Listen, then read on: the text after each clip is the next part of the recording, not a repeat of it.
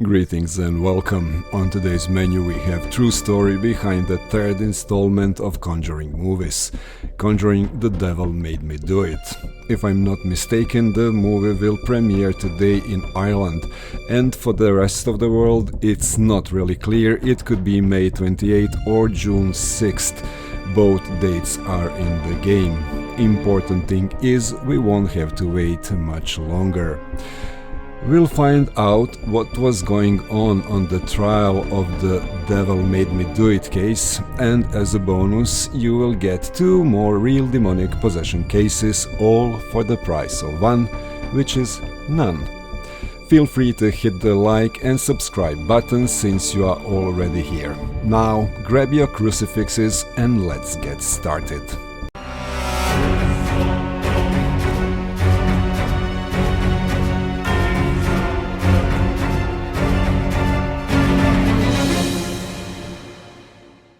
The trial of Arne Cheyenne Johnson, also known as the Devil Made Me Do It case, is the first known court case in the United States in which the defense sought to prove innocence based upon the defendant's claim of demonic possession and denial of personal responsibility for the crime.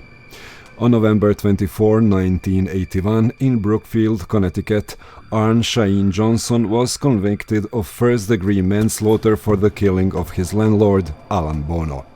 According to testimony by Glatzel family, 11-year-old David Glatzer has allegedly played host to a demon.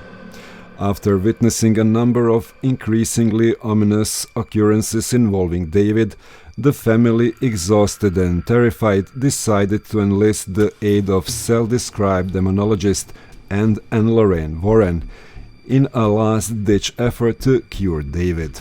The Glatzel family, along with the Warrens, then proceeded to have multiple priests petition on church to have a formal exorcism performed on David. The process continued for several days, concluding when, according to those present, a demon fled the child's body and took up residence with Arne. Several months later, Arne killed his landlord during a heated conversation. His defense lawyer argued in court that he was possessed, but the judge ruled that such a defense could never be proven and was therefore infeasible in a court of law.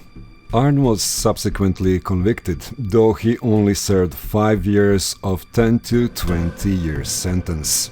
The trial attracted media attention from around the world and has obtained a level of notoriety due to many depictions of the events in literature and television. The trial was later made into a movie adaptation titled The Conjuring: The Devil Made Me Do It.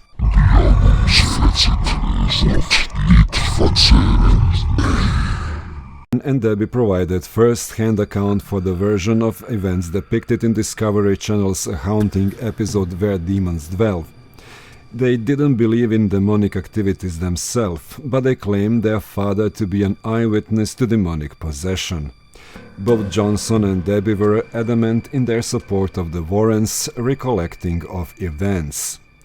They asserted the paranormal activity began after they went to clean up a rental property they just had acquired. David recollected that an old man appeared, pushing and terrifying him. The couple initially thought David was using the old man as an excuse to avoid cleaning, but David informed them that the old man had vowed to harm the family if they move into the rental home. David's version of the old man included the man appearing as a demonic beast who muttered Latin and threatened to steal his soul.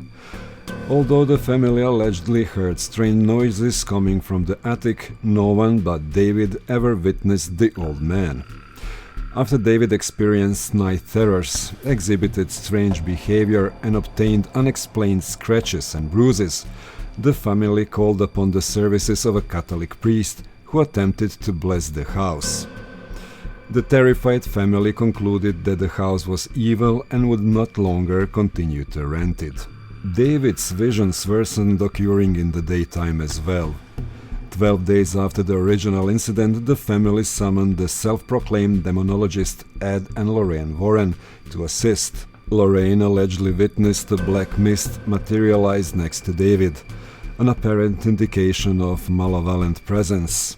Debbie and her mother told the Warrens they had seen David being beaten and choked up by invisible hands and that the red marks had appeared on his neck.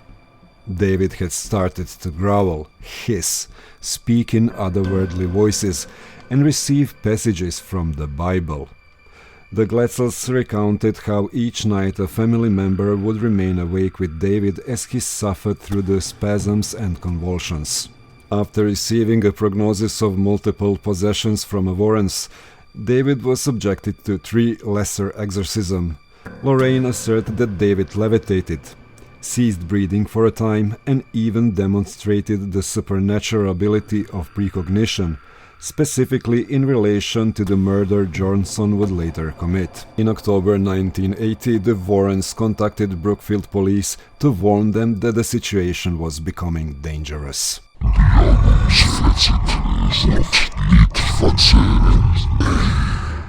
According to eyewitnesses' testimony, Arn Johnson coerced one of the demons within David to possess him while participating in David's exorcism.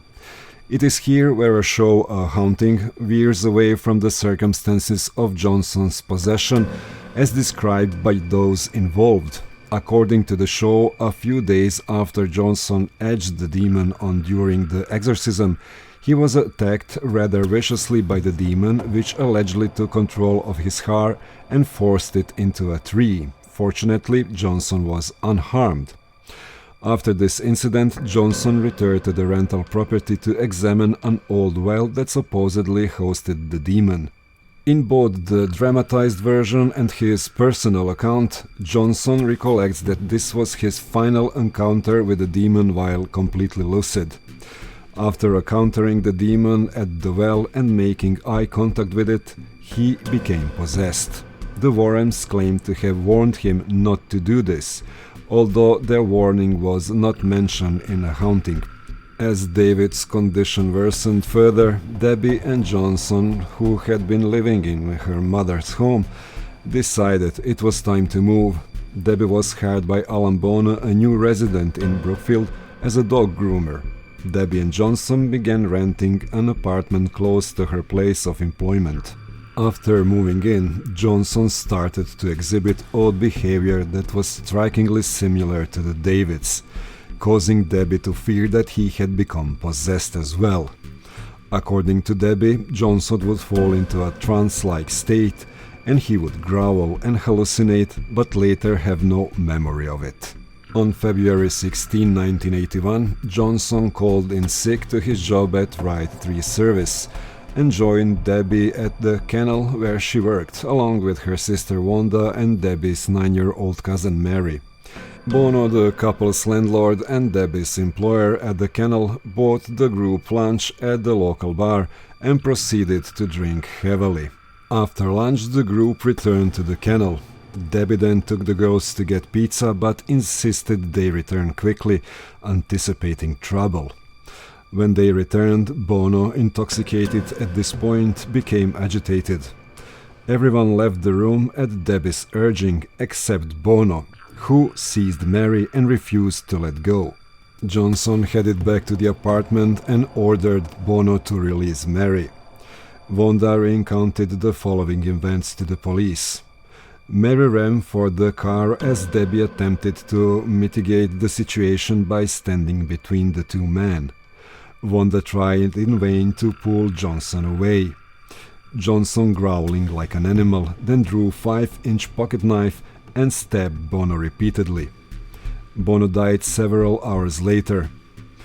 According to Johnson's lawyer, Bono had suffered 4 or 5 tremendous wounds, mostly to his chest and one that stretched from his stomach to the base of his heart. Johnson was discovered 2 miles from the site of the murder and was held at the Bridgeport Correctional Center on bail of $125,000.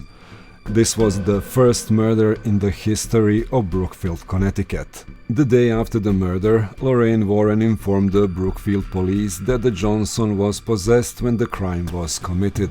A media blitz soon surrounded the story, fueled in part by the Warrens, whose agents promised that lectures, books and even a movie detailing the gruesome case were in the works. Martin Minella, Johnson's lawyer, received calls from all over the world about what was being called the demon murder trial. Minella traveled to England to meet with the lawyers who had been involved in two similar cases, though neither went to the trial. He planned to fly in exorcism specialists from Europe and threatened to subpoena the priest who was oversaw David's exorcism if they did not cooperate with the defense. The trial took place in Connecticut Superior Court in Danbury, beginning on October 28, 1981. Minella attempted to submit a plea of not guilty by virtue of possession, but the presiding judge, Robert Callahan, promptly rejected this defense. Callahan argued that no such defense could ever exist in the court of law due to the lack of evidence, and that it would be irrelative and unscientific to allow related testimony. The defense chose to imply that Johnson acted in self-defense. Because of this, the jury was not legally allowed to consider demonic possession as a viable explanation of the murder. The jury deliberated for 15 hours over 3 days before convicting Johnson on November 24, 1981 of first-degree manslaughter. He was sentenced to 10 to 20 years in prison, though he served only 5.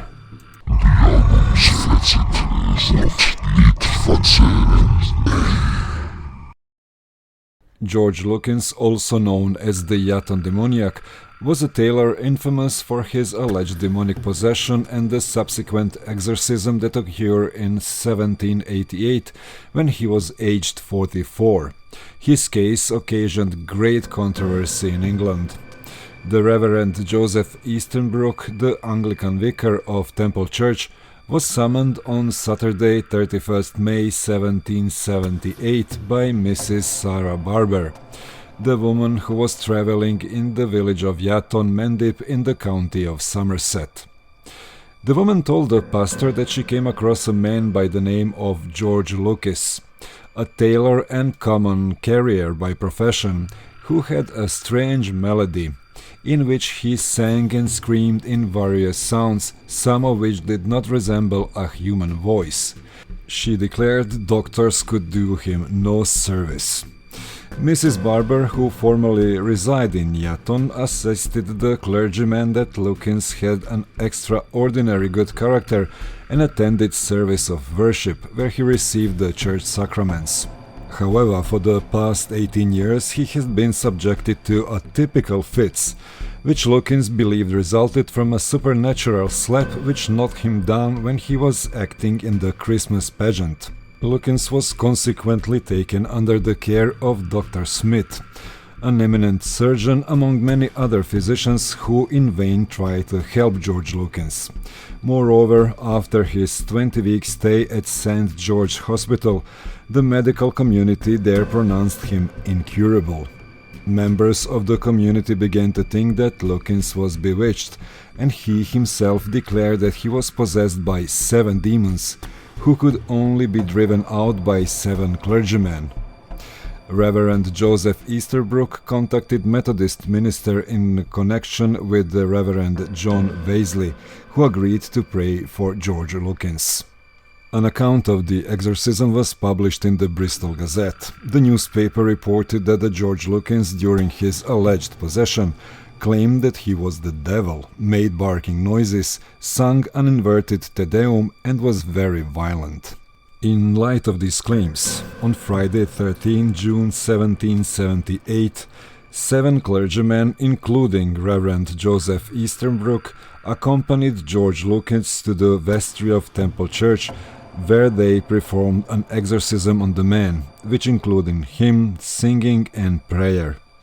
The deliverance concluded when the demons were allegedly cast out using the Trinitarian formula. The clergyman commanded the demons to return to the hell, and George Lukins then exclaimed, "Blessed Jesus, praised God," recited the Lord's Prayer, and then thanked the Methodist and Anglican clergymen. Reverend Easterbrook, who recorded the events under the patronage of Reverend George Wesley, stated that the account would be doubted in the modern era of skepticism, but pointed to the scriptures and other authentic history of ancient as well as the modern time, to buttress what he felt was a valid case of demonic possession. An article in the Gentleman's Magazine and Historic Chronicle criticized the account, stating that Lukins actually suffered from epilepsy and St. Vitus dance. Dr. Ferrier, a medical demonologist, criticized George Lukins as an impostor masquerading as demoniac. Nevertheless, after the exorcism, George Lukins was described as calm and happy. Following this case, several pieces of literature were printed on George Lukins, though popularizing his alleged case of diabolic possession and deliverance, despite the original design to keep the case a secret.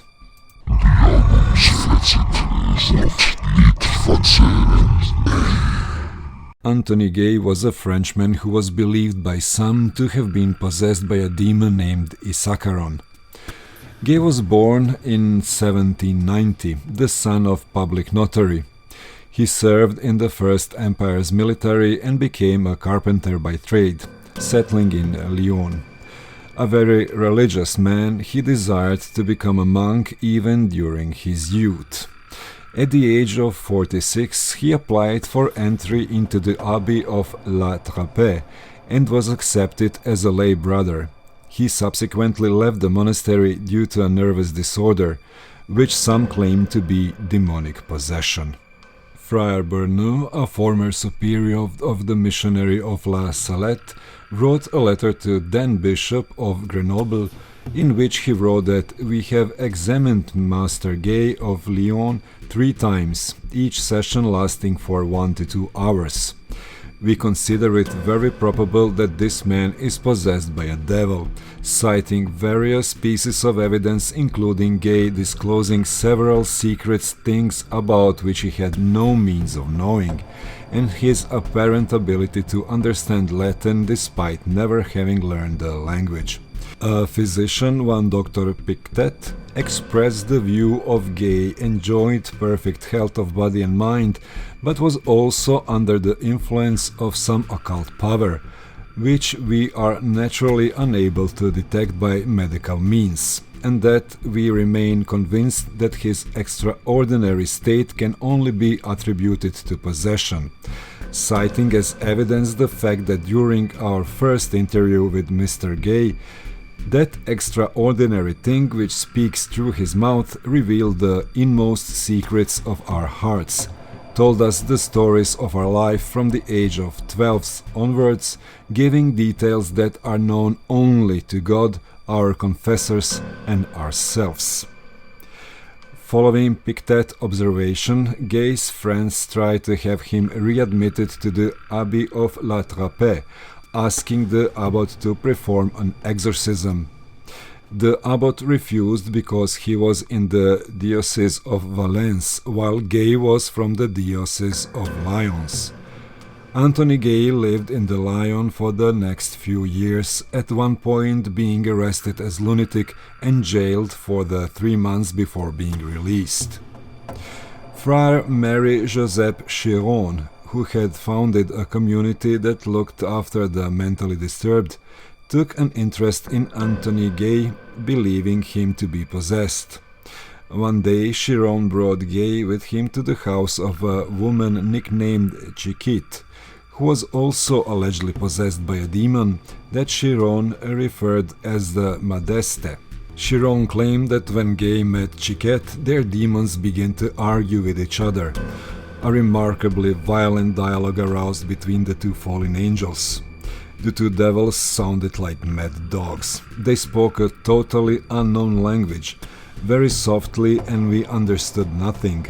I was later informed by Issacharon, who translated the dispute for me, that it was on a question of precedence as to which was the greater of the 2 possessed. It is needless to say, had never met each other, but the devils in possession knew each other well. Sixth time during the following days they occurred the same violent disputes, in the same unknown language and in the presence of several witnesses. Friar Chiron claimed afterwards that such facts are inexplicable except as cases of possession. No exorcisms were ever performed from Anthony Gay, and he died in June 1871 in Lyon.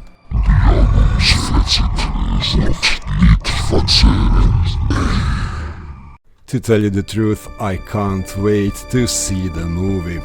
If you have any interesting stories you would like to share, true, fictional, creepypasta, legends, whatever fits channel content, send it my way. Emails are on the screen and in the description box. And if you need any copyright-free background videos, visit my other channel, Monarch Free Videos, and see if there's anything you can use in your own creation. No need to ask for permission. Until next time, stay safe.